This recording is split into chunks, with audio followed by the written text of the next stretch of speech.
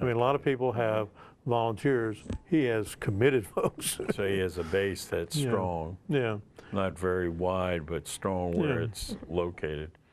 Anybody else that you can think of? Let's see, going down through the list of the county there's 7 county council people that are out. I keep hearing Denoga now. What about Denoga? I hear he's throwing his hat in the state's attorney's race. Attorney.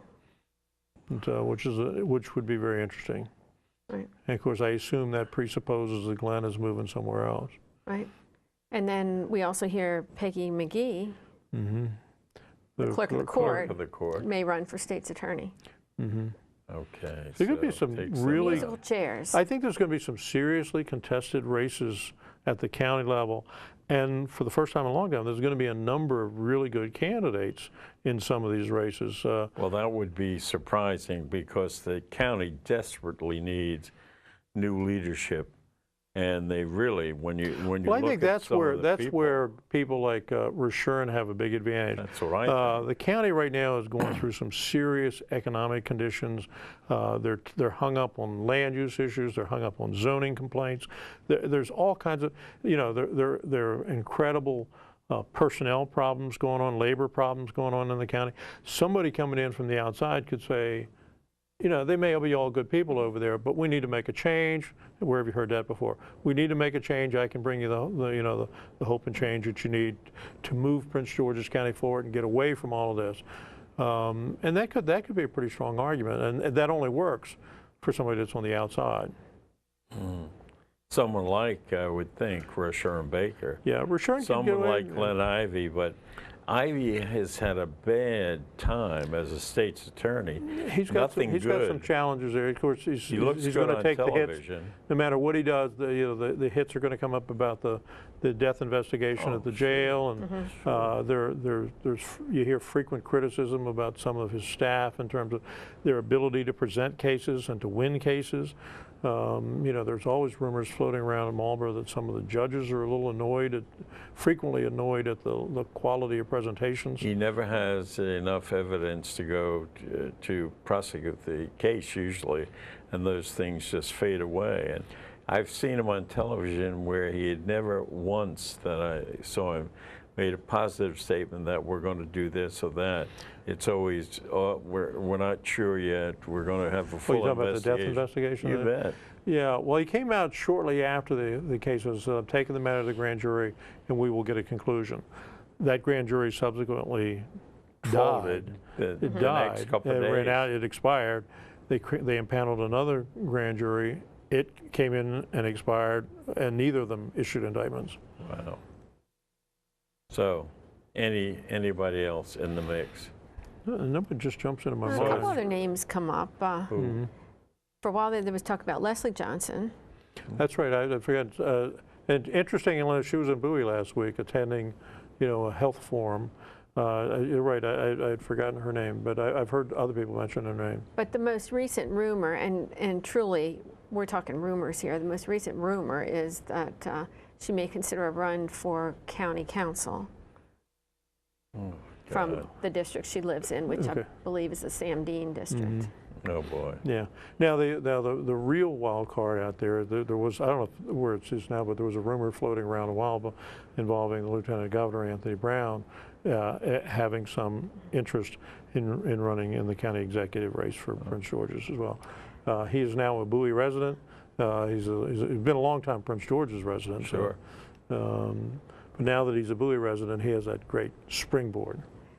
I actually spoke to him a couple days ago down at MACO, the Maryland Association of Counties convention. And, amidst all these rumors flying, what are you going to do? And he acknowledged that he considered running for county executive, and certain people had encouraged him to do that. But he clearly led me to believe he is totally committed to staying lieutenant governor. Yeah, I think my sense is he has made a commitment to O'Malley that they inherited some really serious challenges. They've made some progress. I don't think either one of them will tell you that they expect the problems are going to go away between now and election time. And I think he's committed to sticking and playing this hand out until they get some positive thing, which is commendable, I think. Mako, there were a lot of rumors around, some of them involving Lynn. One, she was going to run for lieutenant governor if That's Brown good. goes bye-bye. So I had to ask him where he was going. Exactly. The other one was I think she that was would be a gonna- wise choice on the governor's part. I think so too. Okay. She's going to run back for the Register of Wills job. And the other one was that she was going to run for the state senate in this is 23. yeah. All of those would be very interesting. Those are three You can see- rumors we'd that Three rumors that came back to came me. to her. But you know how we'd have to be so much nicer to her if she were lieutenant governor. I would like her to be lieutenant governor. She could get your vote, She's got my vote. my vote. You got So two you got votes. you got I think 100% of the potential votes at this table. You have to understand those rumors started at a Mako. reception Yeah. after hours. Were there alcoholic beverages present? There may have been a few adult beverages But involved. the people there were thinking, at least they were thinking about the future and the possibilities.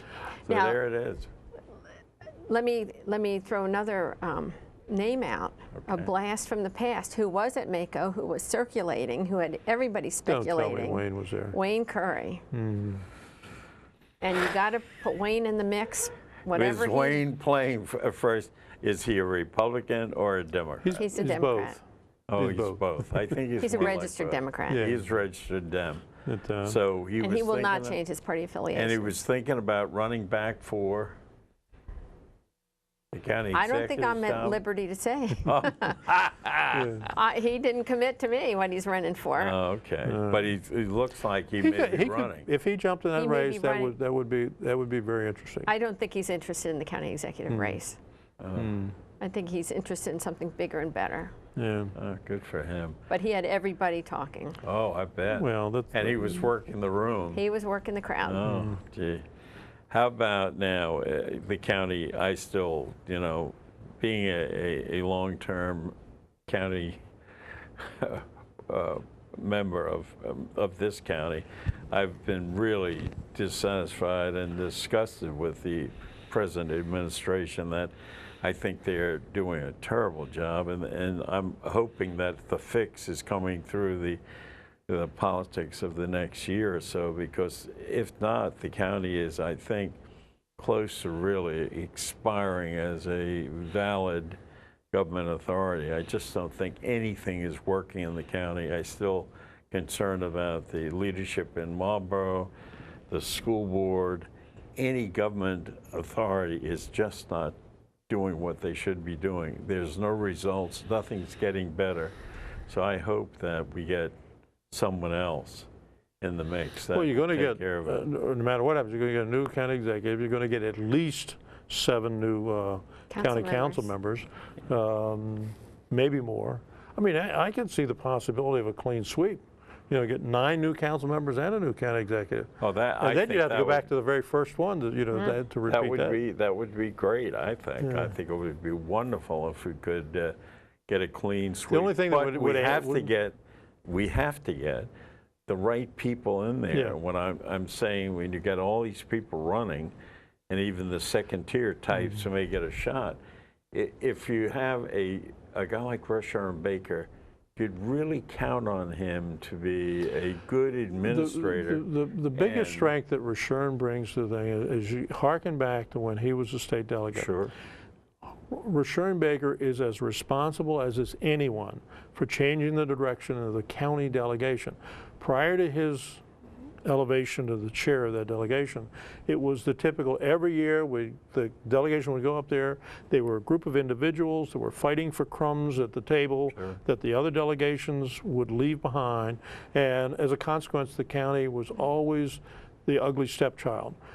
What Rashern did was put that group together and made them form into a priorities-based organization, and as a consequence, the delegation began to see its ability to interact with other delegations to improve, and the results were obvious. Now, since he's gone, that's kind of, there are some good people up there now, but that level of cohesion doesn't exist up there. So